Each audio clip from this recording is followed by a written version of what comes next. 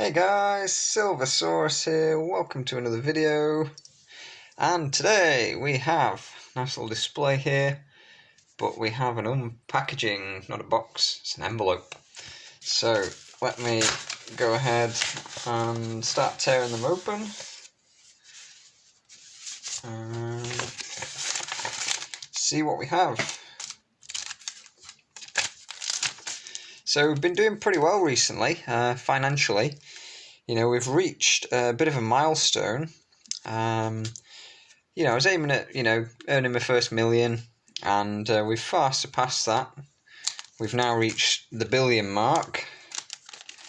But also, we obviously went a little bit better, and we've got another 100 million, another million, another million, another million, another million, another million, another million, another million, another million, another million, and another million. So as you can see, net worth has done pretty well over the last few days.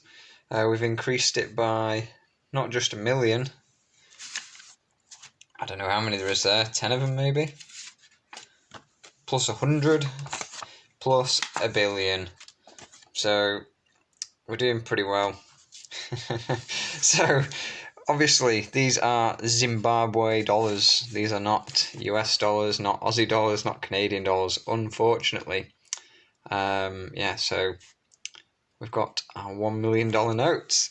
And yeah, out on the table here we have, these are probably worth like pennies, I guess.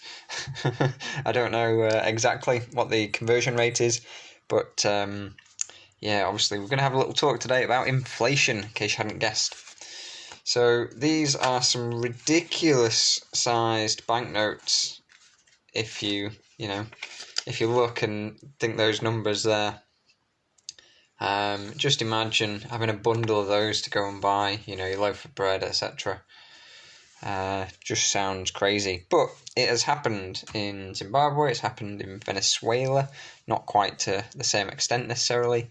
You've had certain other countries like post-war in Europe, and there's a surprising number of times where the fiat monetary system of a country has collapsed.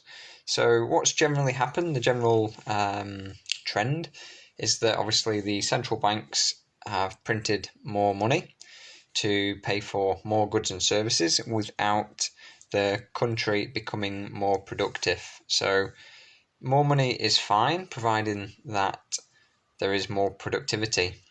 So when the issue is when you just keep printing this money to make up for a lack of productivity. So it's obviously a complex topic, but these are like the extreme examples of hyperinflation, where things are going up by hundreds and thousands of percent in a matter of days and weeks at the peak, and obviously causes a lot of chaos. So many of us are stacking gold and maybe silver as well for reasons like protecting ourselves from inflation. Do I think this kind of inflation is likely to happen to some of our mainstream currencies, maybe like the pound, the dollar, etc.? Probably not, if I'm honest. But is it definitely eroding away with inflation as we speak? Yes, totally. So just looking at a few different household bills, for example, in the UK, looking around in the area that I'm based, house prices have gone up in the past year, but particularly rents have gone up. So you're looking at like more than 10% increases in a lot of people's rents. Not necessarily, if you're in and you're renting, and you carry on, your landlord might not necessarily put it up, but say you're going for a new rental contract now, you're likely to be paying about 10% more, maybe even a bit more than that. Things like electricity bills in the UK. My personal electricity bill for the same, like-for-like usage, things like the standing charges, etc., have risen by 10%. It's about 10.5%. Things like council tax, so that's like what you pay for, the local services like police, having your bins emptied, roads and things like that in your local area. That's gone up by 4.5% in my area, which you know, it has been doing consistently 4.5–5% for the last few years, whilst also you're receiving less of a service because they're taking away things like your garden waste bin for putting like grass clippings and, you know, gardening waste, things like that.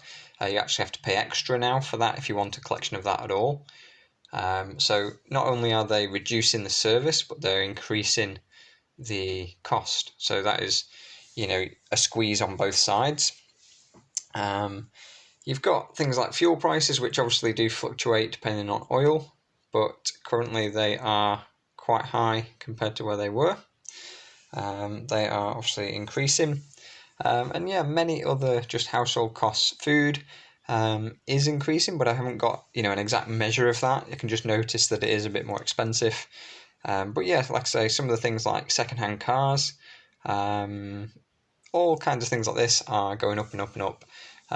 One thing that many people have is a smartphone. So if you look at like the top of the range smartphone a few years ago, you know, it was rare to be paying more than £100 or so, and now, you know, you're way over 1,000 for the top of the range ones. So, you know, the like for like technology might be going down, but, you know, technology quickly becomes obsolete as well. So I'm not super into tech, so I don't know too much about that. But yeah, that is, you know, definitely something to be wary of. So, yeah, what do you think? Is inflation affecting you? Have you noticed any of the effects of inflation?